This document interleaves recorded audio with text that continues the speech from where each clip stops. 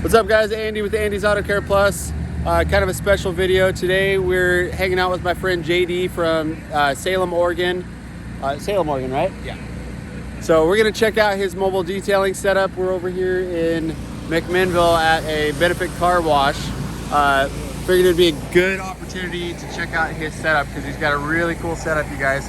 So JD's gonna tell us a little bit about his setup, what he's got going, what his future plans are, that kind of thing. So go ahead, JD.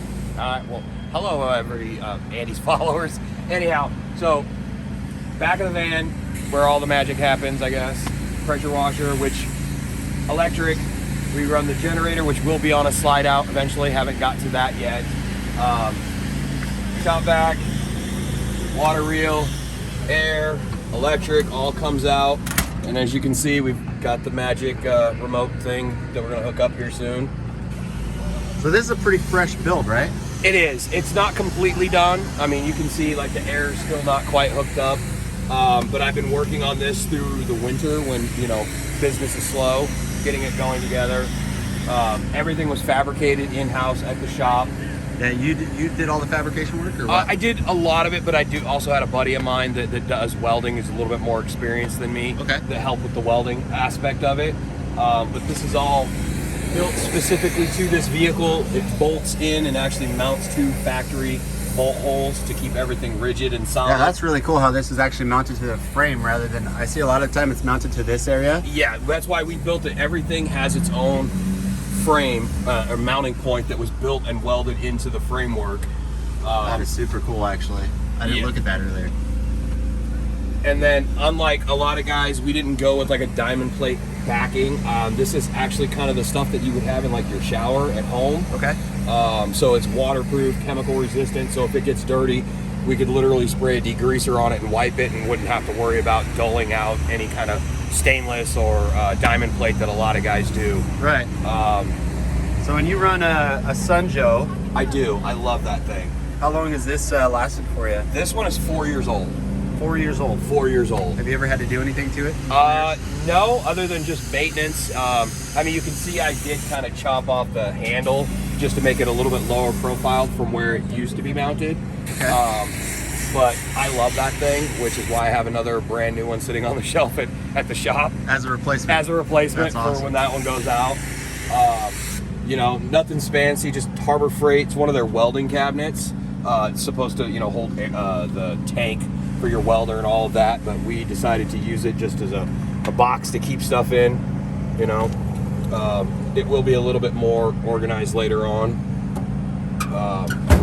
You know, as far as your water flow, how do you get your water to your tank? I know a lot of people are always curious about that. So we are using a North Star water pump, 12-volt water pump that pulls directly out of the bottom of the tank. The water tank comes up and around and is plumbed straight in. I wanted to go as short as possible with the water system, so that's why everything is just right there. And if I have any repairs that I need to do, it's all accessible without having to remove anything from the van. As far as getting the water, I see you got something super cool going on here, right through the side. Some of you guys have probably already seen this kind of setup, but maybe not seen one in person or anything like that. We'll show you guys how this works on these vans. Maybe you haven't seen it. Super cool way to fill your water.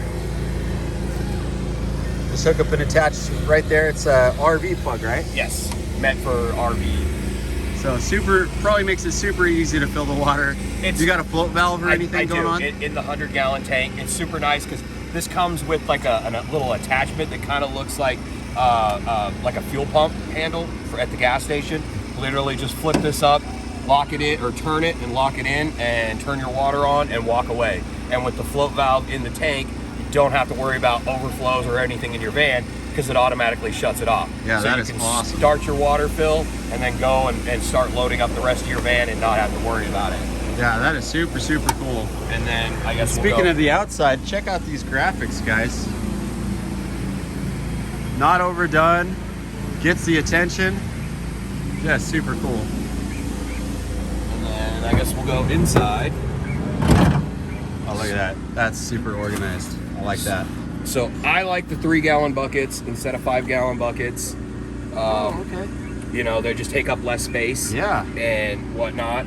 And then Man, you look can at that. see plumbed into here. That is awesome. You got the gallon containers just right in there. Correct. And I have really cool plans for that because I don't like having to pull jugs out and sit there and pour because I always pour and make a mess.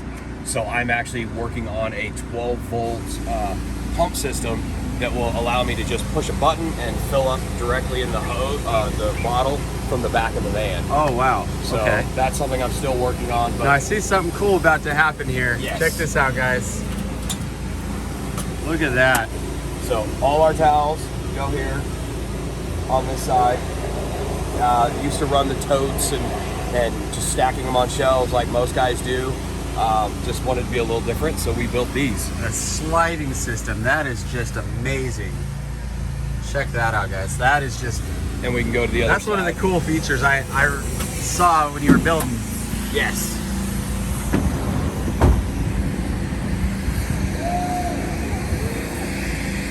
And another reason why I decided to build these sliding cabinets was I don't like having my products on the back doors because, I mean, summertime, got the doors open, the sun is just beating down on your bottles. Makes perfect sense. And I don't think that that's necessarily good for our products. So I wanted to keep them out of the sun. So this was our solution for that. That is super cool. So our products are all right there. And then behind it, you've got room for our compound bottles because we run the little squeeze bottles, kind of like the ketchup, the things you would use during. Instead of everything on this one. Yeah. That's super cool. And then our drying towels are all right here. I haven't found a spiffy little way to store the steam machine yet.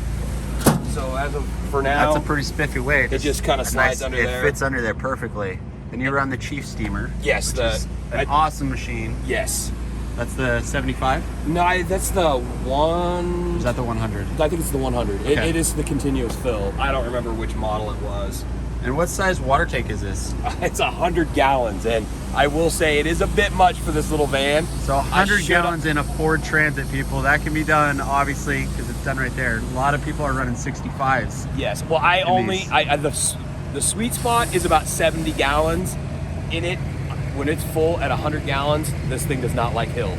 I should have went with the turbo model. Yeah. But it is there.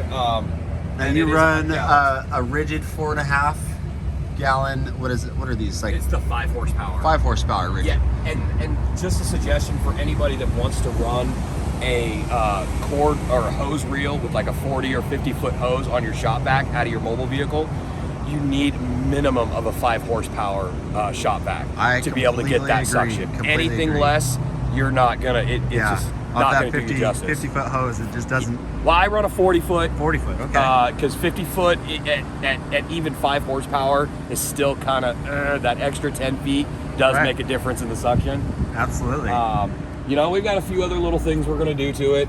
You know, I've got a mount. So we use the Griot's Garage like 7-stage bench. I mean, it's a table. It's a seat. It's like a ladder that it's fully adjustable. Right. And it folds up and it just slides right in here. slides huh? right in here. So we have a mounting system that we're going to make to where when it's slid in, it won't bounce around and fall And I around. think one of the big things that, if you guys are watching, one of the coolest things, hopefully you guys realize this too. If you look at this van, it is not overcrowded. It's not overcomplicated. He's got minimal products in here, but guess what? He's got everything he needs to do the job and do the job right. He's got air, water, power, everything. And this is a Ford Transit Connect. Everything's in there. It's not crowded. It's not disgusting looking. It's not, overdone. It's just right. This is the kind of setups that I absolutely love. And this is why I wanted to show you guys this setup, is because it's so simple, clean, and just, it's workable. It's functional. yes. You can see how functional this is. You just show up to a job, get things going, and not much setup time. So Can we add a little tip for the industry? absolutely, go So for it. for you other mobile guys, just a recommendation to always have, you can't really see it, but always carry a fire extinguisher in your vehicle. So it's back here behind here, right? Yeah, it's right around the Oh, there we corner. go. There's the fire extinguisher mounted on the cage. Yes. Always want to carry a first aid kit with you. as well as, and a lot of guys don't know this, and I didn't until I almost got fined by OSHA. Oh. But your safety yes. data sheet. MSDS. Yes. Yeah, they did change the name of it. Yeah, it's just SDS. Right? Yes, it's one of them. But you want to have it because Yes. I don't know about anyone else's area, but in Oregon, it's a $5,000 fine if you don't have that. any of these on you. Uh-huh. So and I never see anybody talking about that on videos. Good point. So- Thank you for adding that. That's huge. That's one thing that I'm always having to update, because every time you add a new product, even to shop, to your mobile rig, you got to have paperwork on that stuff. Correct. So, And that's absolutely every Yeah. product that's in your vehicle. which is another reason why I love the simplicity of how much you're carrying, yes. because it probably makes that easier. I mean, I see guys that, like, when they open their back doors, both doors are just full of, I don't understand the need of the product. Right. If a product can't be used for multiple purposes, I don't think it's a good product. Absolutely. I mean, and that's my opinion. You know, you can go with it or not, but Yeah. I'm a minimalist, and there's nothing in the detailing world that I can't do out of this van. It's fantastic. So, Well, also, JD, how can they follow you? Right here, probably, right? yes, we are on Instagram, Facebook.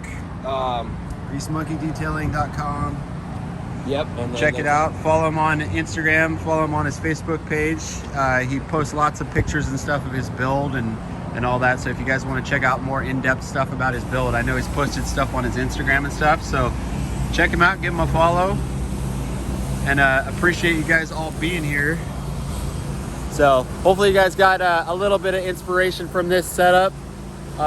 Stay tuned for more. If I come across more rigs like this, I'll definitely bring them to you guys. So shout out to Tony Raldo from Raldo's Detailing too. He's been a good help for my personal setup. I think JD's even talked to him a bit, right? And that's where I got the RV water inlet. Yep, that's where he got his RV water inlet and stuff. So Tony, I know you're gonna watch this video, so thanks, man. And if you're not a subscriber already, make sure you guys hit the subscribe button, like the video, and we'll catch you guys on the next video. Peace.